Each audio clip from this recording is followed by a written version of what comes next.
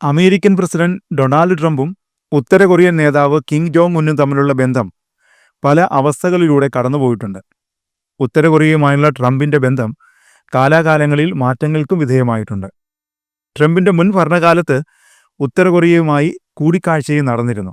ഉത്തര കൊറിയയുടെ മിസൈൽ പരീക്ഷണങ്ങൾ വീണ്ടും അന്താരാഷ്ട്ര തലത്തിൽ ആശങ്ക ഉണ്ടാക്കുന്നു. ഇതുവരെ അവരെ എതിർത്തു നിന്ന ട്രംപ് ഇപ്പോൾ കിം ജോങ് ഉന്നുമായി വീണ്ടും ബന്ധം സ്ഥാപിക്കാൻ ഒരുങ്ങുകയാണോ? ഉത്തര കൊറിയ ഒരു ആണവശക്തിയായി മാറിയിരിക്കുന്നുവെന്ന് ട്രംപ് തന്നെ ഇപ്പോൾ തുറന്നു പറയുന്നു. അദ്ദേഹം മുമ്പ് അധികാരത്തിലിരുന്നപ്പോൾ ഇതിനെ പ്രതിരോധിക്കാൻ കാര്യമായിട്ടൊന്നും ചെയ്തിരുന്നില്ല. കിം ജോങ് ഉന്നുമായി നല്ല ബന്ധമാണുള്ളതെന്നാണ് ട്രംപ് ഇപ്പോൾ പറയുന്നത്. എന്നാൽ മുൻകാലങ്ങളിൽ അത് അങ്ങനെയല്ലെന്ന് തെളിയിക്കുന്ന നിരവധി സംഭവങ്ങൾ ഉണ്ടായിട്ടുണ്ട്. 2018, 2019 കാലഘട്ടങ്ങളിൽ ട്രംപും കിം ജോങ് ഉന്നും തമ്മിൽ 3 പ്രാവശ്യം കൂടിക്കാഴ്ച നടത്തിയിരുന്നു. ഈ ചർച്ചകളുടെ ലക്ഷ്യം ഉത്തര കൊറിയയുടെ ആണവശക്തി കുറയ്ക്കുക എന്നതായിരുന്നു. എന്നാൽ ഉത്തര കൊറിയയുടെ ഉപരോധങ്ങൾ കുറയ്ക്കാൻ അമേരിക്ക തയ്യാറായില്ല. ഇതേ തുടർന്നാണ് അമേരിക്കയും ഉത്തര കൊറിയയും തമ്മിലുള്ള ആണവ നിർവ്യാപന ചർച്ചകൾ പ്രതിസന്ധിയിലായത്.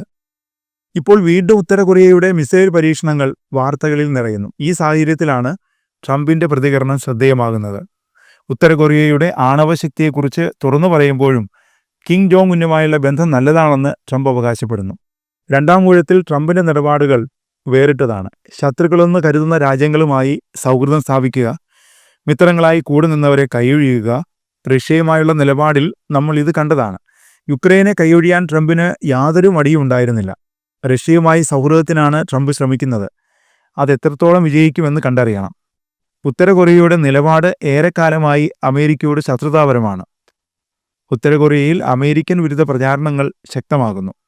അമേരിക്കയെ ലോകത്തെ ഏറ്റവും വലിയ പിന്തിരിപ്പൻ രാഷ്ട്രമായി കിം വിശേഷിപ്പിച്ചിരുന്നു. ഈ നിലപാടിൽ ഇപ്പോഴും കിം മാറ്റം വരുത്തിയിട്ടുമില്ല.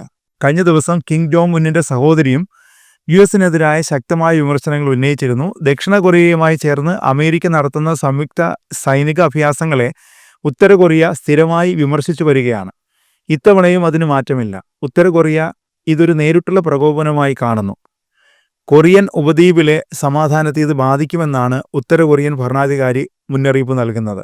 ഉത്തര കൊറിയയുടെ ആണവ ഭീഷണി പുതിയതൊന്നുമല്ല. അമേരിക്കയും ലോകരാഷ്ട്രങ്ങളും ഇതിനെ പ്രതിരോധിക്കാൻ പലപ്പോഴും ശ്രമം നടത്തിയിട്ടുണ്ട്. എന്നാൽ അവരുടെ ശ്രമങ്ങൾക്ക് വലിയ ഫലമൊന്നും ഉണ്ടായിട്ടില്ല. ഉത്തര കൊറിയ ഇപ്പോഴും ആണവായുധങ്ങൾ വികസിപ്പിക്കാനുള്ള ശ്രമം തുടരുകയാണ്. അതിന് തെളിവാണ് നിരന്തരം അവർ നടത്തുന്ന ബാലിസ്റ്റിക് മിസൈൽ പരീക്ഷണങ്ങൾ. അവർ നാൾക്കുനാൾ കൂടുതൽ ശക്തരായിക്കൊണ്ടിരിക്കുകയാണ്. അന്താരാഷ്ട്ര തലത്തിൽ ഉത്തര കൊറിയയുടെ ഈ നിലപാട് വലിയ ആശങ്കകൾ ഉയർത്തുന്നുണ്ട്. അമേരിക്കയുടെ അതിനോടുള്ള സമീപനം എന്താണെന്നത് ഇതുവരെ വ്യക്തമാക്കിയിട്ടില്ല. നിലവിൽ ട്രംപ് ഉത്തര കൊറിയയെ തുറന്ന് വിമർശിക്കുന്നില്ല. എന്നാൽ രാജ്യത്തെ തീവ്ര ആണവശക്തിയായി വിശേഷിപ്പിച്ചിട്ടുണ്ട്. ട്രംപ് ഉത്തര കൊറിയയുമായി അടുക്കാൻ ശ്രമിക്കുകയാണോ? മുൻകാല അമേരിക്കൻ ഭരണകൂടങ്ങൾ ഉത്തര കൊറിയയെ പ്രതിരോധിക്കാനായിരുന്നു ശ്രമിച്ചത്. ഉപരോധങ്ങൾ ഉണ്ടായിട്ടും ഉത്തര കൊറിയ ആണവ വികസനം നിർത്താൻ തയ്യാറായിട്ടില്ല. പോരാത്തതിന് ഇപ്പോൾ അമേരിക്കയും ദക്ഷിണ കൊറിയയും സംയുക്തമായി നടത്തുന്ന ആണവ അഭ്യാസവും ഉത്തര കൊറിയയെ കൂടുതൽ ചൊടിപ്പിടിച്ചിരിക്കുകയാണ്. 11 ദിവസം നീണ്ടുനിന്ന സൈനികാഭ്യാസമാണ് ഇരു രാജ്യങ്ങളും സംയുക്തമായി നടത്തിയത്. ഇതിൽ പ്രതിഷേധിച്ച് ശത്രുരാജ്യങ്ങളായ അമേരിക്കയ്ക്കും ദക്ഷിണ കൊറിയയ്ക്കും മുന്നറിയിപ്പെന്നോണമാണ് ഉത്തര കൊറിയ മിസൈൽ പരീക്ഷണങ്ങൾ നടത്തിയത്. ഇതാവാം ട്രംപിനെ മാറി ചിന്തിക്കാൻ പ്രേരിപ്പിച്ചതെന്നാണ് വിലയിരുത്തൽ.